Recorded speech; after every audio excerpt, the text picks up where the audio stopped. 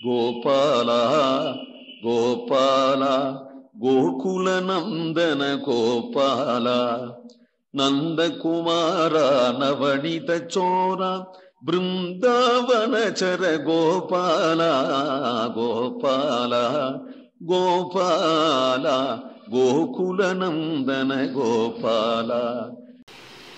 காயாம் மலர் நிறவா கருமுகில் போலொருவா கானகமாம் அடுவில் காளியன் உச்சியிலே தூய நடம் பயிலும் சுந்தர என் சிறுவா துங்க மதக்கரியின் கொந்து பறித்தவனே ஆயம் அறிந்து பொருவான் எதிரில் வந்த மல்லை அந்தரமின்றி அழித்து ஆடிய தாளிணையாய் ஆயா என கொருகால் ஆடுக செங்கீரை ஆயர்கள் பேரேரே ஆடுக வாடுகவே.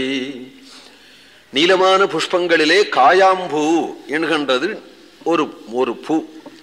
கண்ணபிரான சொல்லும் பொழுதெல்லாம் அநேகமாக மேகவண்ணன் என்று சொல்றது போலே, இந்திரநீலமணி வண்ணன் சொல்றது போலே, காயாம்பூ வண்ணன் என்றும் சொல்றது உண்டு. அதனால சொல்றார் காயாம் மலர் நிறவா கருமுகில் போல் உருவா, மேகவண்ணனாகவும் இருக்கக்கூடியவன். கானகமா மடுவில், கானகம் பிருந்தாவனம், பிருந்தாவனத்திலே யமுனையினுடைய மடுவிலே காளியன் உச்சியிலே தூய நடம் பயிலும் சுந்தரா என் சிறுவார். நடம் பயிலும் பொதுவாகவே வீணை வாசிச்சுட்டா நல்ல உயர்ந்த வித்வானா இருந்தா கூட வீணையில பழகின்றிருக்கான் தான் சொல்லுவா, வாசிக்கிறான்னு சொல்லிட மாட்டா. வீணையில வீணை பழகின்றிருக்கிறா என்றுதான் சொல்லுவா. அதுபோல பெரிய நடனாக கண்ணன் இருந்த போதிலும் நடனம் பயிலும் அப்படிங்கிறார். நடம் பயிலும், தூய நடம் பயிலும். நன்னா ஆட தெரியக்கூடிய ஒரு நாட்டியக்காரி ஆடினா கூட இன்னைக்கு என்ன சரியா இல்லையேன்னு சொன்னா முத்தம் சரியா இல்லையே அப்படின்னு சொல்லுவலாம். அதுக்கு என்ன ஆட தெரியாதவளுக்கு முத்தம் சரியில்லை அப்படின்னு சொல்லுவாள்னு ஒரு வசனம் உண்டு. அதுபோல இல்லாம இவனுடைய நாட்டியத்துக்கு எடுத்துண்ட ஒரு முற்றமோ அது 100 தலை, அது ஒரே சமமா இருக்காது. எந்த தலை எப்ப தூக்கும்னு ஒரே ஆட்டமா ஆடும்.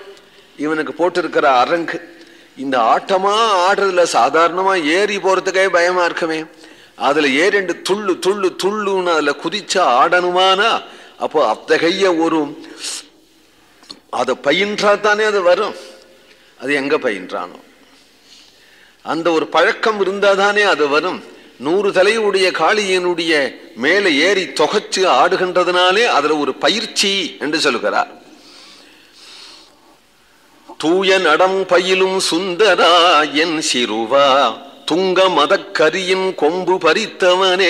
துங்க மிகவும் உயர்ந்ததான மதம் பிடிச்ச குவலையா பீடம் என்கின்ற யானையினுடைய கொம்பு தந்தம் அதை பறித்தவனே. நடக்க போறது எல்லாம் பின்னாடி மகாவிருட்சம் ஒண்ணு இருக்குன்னா அது சின்ன விதைக்குள்ளதானே இருக்கு. ஒரு சின்ன விதைக்குள்ளதானே மகாவிருட்சம் அவ்வளவும் இருக்கு. அதுபோல இப்ப கண்ணனுக்குள்ளதான் நடக்க போற பாகவதம் பூரா இருக்கு. கண்ணனை மடியில வச்சுன்னு கொஞ்சம் பொழுதே இவ்வளவும் அவனிடத்துல இருக்கு அப்படிங்கிறத முன்கூட்டியே சொல்றாப்புல பாசுரங்கள் இதெல்லாம். ஆயம் அறிந்து பொருவான் எதிர் வந்த மல்லைகே. ஆயமனா யுத்தம் பண்ண வேண்டிய முறை அது நல்லா தெரிஞ்சவனா. கண்ணனை வாடா சண்டைக்கு கண்ண சொன்னா நாங்களாம் விளையாட்டு பிள்ளைகள், எங்களுக்கு அவ்வளவு தெரியாதேன்னா. தெரியாதாவது வா அப்படின்னு கூப்பிட்டான். கடைசியில் அவன் போயிட்டான். கூட்டவன் 4 குத்து குத்தினதுமே பூஷணிக்கா மாதிரி விழுந்து உடஞ்சு போயிட்டான். ஆய அறிந்து பொருவான் எதிர் வந்த மல்லை அந்தரம் இன்றி. அந்தரம்னால் ஒரு வாய்ப்பு நடுப்புற ஒரு தவறுதல் ஏற்பட்டு அவன் குத்தி விட்டான் இருக்கணும் இல்லையா. சண்டை போடும் போது குத்துன்னு குத்தி மாட்டுன்னு மாட்டி ஒன்று பெரட்டு கொஞ்சம் ஒரு தவறுதல் தவறி விட்டான், இவனா அவன் குத்தி விட்டான் இருக்கணுமே. அதுக்கு வாய்ப்பே கொடுக்காம அவன் கண்ணனை குத்தினான்ங்கிறதுக்கு வாய்ப்பே கொடுக்காம, அதனால அந்தரம் இன்றி அழித்து ஆடிய தாளினையாய் அவனை அட்டிச்சு கீழே தள்ளி விட்டு அப்புறம் வெறும் கூத்து ஒரு கூத்து போட்டானா. வீர நடனம். ஆஜா என கொருகால் ஆடுக செங்கீரே. கோவிந்தநாம சங்கீர்த்தனம்.